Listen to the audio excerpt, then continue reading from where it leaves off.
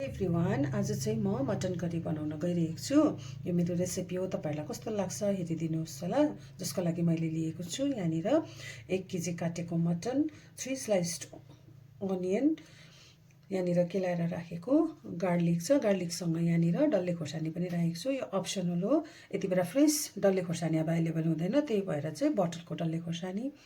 यहाँनिर जिन्जर, यहाँनिर गरम मसला, यहाँनिर छ मेरोमा गोटा जिरा, यहाँनिर मसिनो काटेको टमाटर र यहाँनिर मसिनो काटेको धनियाँ। अब मैले ग्यास बालेर कराही तताउनु बसाएको छु। कराही तातिसकेपछि यसमा तेल लगाएँ। तेल तातिएपछि 3टा सुक्खा खोर्सानी लगाएर त्यसलाई फ्राई गरेपछि त्यो सुक्खा खोर्सानीलाई निकालेर मैले त्यही ओइलमा नै लगभग एउटा काटेको प्याजलाई चाहिँ त्यसमा हालेर म एकछिन भुट्छु। जबसम्म रेडिस ब्राउन हुँदैन तबसम्म म त्यसलाई भुटिरहन्छु।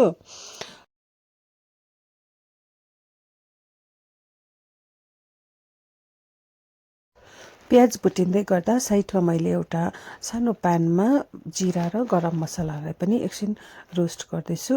एकछिनसम्म हामीले यसलाई अलिक रोस्ट गर्नुपर्छ, बेसी रोस्ट गर्नु चाहिँ पर्दैन। हल्का तातिएपछि चाहिँ त्यसलाई पनि हामीले निकालेर अब लगभग मेरो प्याज पनि रेडी भयो। अब त्यो दुईटालाई नै म निकालेर मिक्सर ग्राइन्डरमा लाउँछु। ग्राइन्डरमा मैले रोस्ट गरेको गरम मसला, जिरा, अदुवा लसुन, फ्राई गरेको प्याज र डल्ले खोर्सानीलाई लगाएको छु। अब म यसलाई पेस्ट बनाउन गइरहेको छु। अब अघि रहेको तेलमा म अलिकति जिरा पड्काउँछु र रहेको प्याजलाई पनि फ्राई गर्दैछु।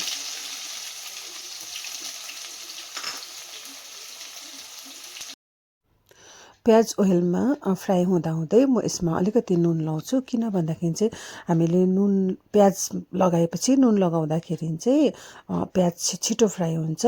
त्यही भएर म जहिले पनि अरू बेला खाना बनाउँदा पनि यसरी नै नुन पहिल्यै लाउँछु प्याजमाथि, जसमा कि प्याज छिटो रोस्ट हुन्छ भनेर।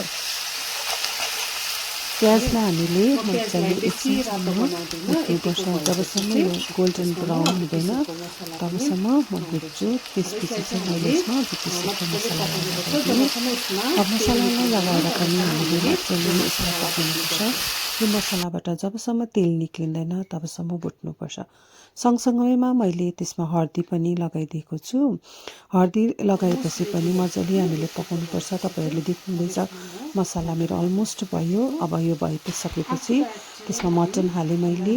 मटन हालेर अब हामीले बिस्तारै सानो ग्यासमा, ग्यास एकदमै ठुलो गर्नु हुँदैन, सानो ग्यासमा हामीले यसलाई भुटिरहनुपर्छ। तबसम्म भुट्छु म यो मटनलाई जबसम्म यसबाट आफै त्यो आवाज आउँदैन, एक प्रकारको आवाज आउँछ त्यतिन्जेल हामीले यसलाई भुट्दै पकाउनुपर्छ। छोपेर सानो ग्यासमा नै म पकाइरहन्छु। यो मासु भुटेको चाहिँ अलमोस्ट 1 आवर हुनु आँटिसक्यो। अहिले यस्तो हुँदैछ, अझै पनि यसलाई पकाएको गर्नुपर्छ। जति हामीले लामो समयसम्म सानो ग्यासमा पकाउन सक्यौँ त्यति नै मिठो हुन्छ। मैले चाहिँ यो मासु भुटेको चाहिँ अलमोस्ट 1 आवर हुनु आँटिसक्यो। मासु चाहिँ मजाले हामीले सानो ग्यासमा जति लामो टाइमसम्म पकायौँ त्यति नै मिठो हुन्छ। ठुलो ग्यास चाहिँ बनाउनु एकदमै सानो ग्यासमा हामीले यसलाई भुटी अहिले चाहिँ मैले पानी पनि लगाएको छुइनँ यसमा, एकदम भुटेर नै यो यत्तिको भइरहेको छ। मासु यत्तिको भएपछि चाहिँ अब म यसमा अघि काटेको मसिनो टमाटरलाई लगाइदिन्छु। त्यसपछि पनि हामीले अझै मजाले अब टमाटर मजाले गलिन्जेलसम्म यसलाई पकाउनुपर्छ। मुस रेडी भइसकेको छ। यसमा चाहिँ म अब कम्ती धनियाँ लाउँछु। धनियाँ लाएर चाहिँ के गर्छु भन्दाखेरि चाहिँ अब हाम्रो घरमा चाहिँ सबैजनाले यस्तो ड्राई पनि टेस्ट गर्नु मन पराउनुहुन्छ। त्यही भएर चाहिँ म अब पहिला चाहिँ म अलिकति ड्राई निकाल्छु। देन आफ्टर द्याट चाहिँ यसमा अलिकति पानी हालेर अलिकति ग्रेभी पनि बनाइदिन्छु। निकालिसकेँ। अन्त अब यसमा म अलिकति ग्रेभी लाउन जाँदैछु, जसको लागि चाहिँ पानी चाहिँ हामीले जहिले पनि तातो पानी लाउनुपर्छ। चिसो पानी चाहिँ लाउनु हुँदैन, चिसो पानीले चाहिँ यसको टेस्ट बिगार्छ। त्यही भएर म जहिले पनि तातो पानी लाउँछु। मैले यसमा 1 कप तातो पानी लगाएको छु। अब यसलाई एकछिन मजाले बोइल हुन दिन्छु। Then after that our mutton curry is ready.